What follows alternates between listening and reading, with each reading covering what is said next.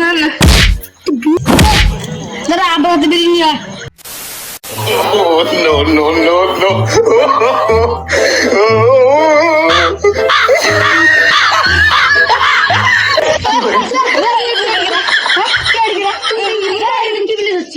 আব্বা মুই দেখছি এই কোন থেকে পুচি মারবে নিচে রে মোর বেডি গই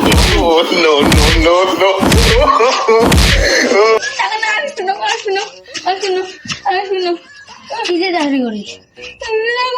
মোর শাড়ি করো না মোর সরকার তো শুধু বেতন পান বাবা দুঃখ পাচ্ছি না না আসি আব্বা এই অজনা মাছ করে নিয়ে যাস মুই ইমান যাস মুই যাস ঢাং না মুই যাবে দিন আব্বা আসি না তুই কথা টেনশন মুই আসব আয়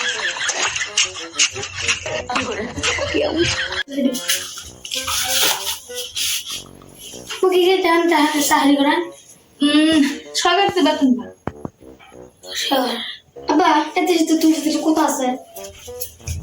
আমি যে ঘর নিয়ে গেল তুই কি চাকরি কর সরকারি চাকরি করে ওটা তুমি লাগে কোনো আউড়া চুপ যাবে থাকবো ছোট কথা হয় মুখ তুই কি এসে চাকরি করছিস কি করে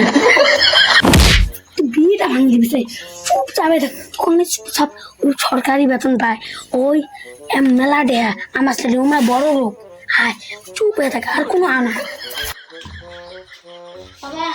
আমার মায়ের বিয়ে করবে কি করে বিয়ে মোর বাপ মা রাজি হয় না মুই শুনে এখন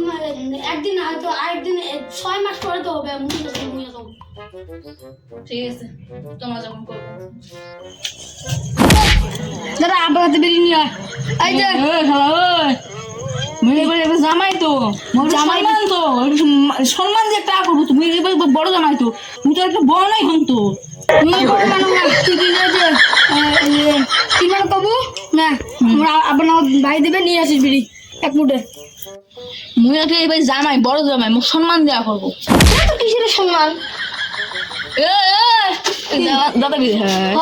দাদা কি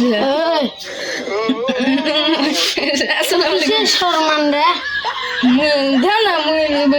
সরকারি চাকরি করি মাসত 2000 টাকা বেতন ভাই উনি দিয়ে আমার চলে সরকারি চাকরি হলে হল না 3 মাস ধরি এডি 6 মাস ধরি এডি তুই এলা কোনো এলা ধরে 1 মাস সম্মান দিয়া করবেন এবার বড় জামাই মুখ সম্মান দিয়া করবেন তোর বড় আব্বা সম্মান দিয়া করবেন দেখো কি করে এটা সম্মান দিয়া করবেন হাত নামে আগর সম্মান দিয়া করবেন কি করবো রে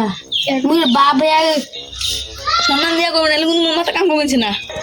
তোর মাথা কাম না করে সম্মান দিয়া করবো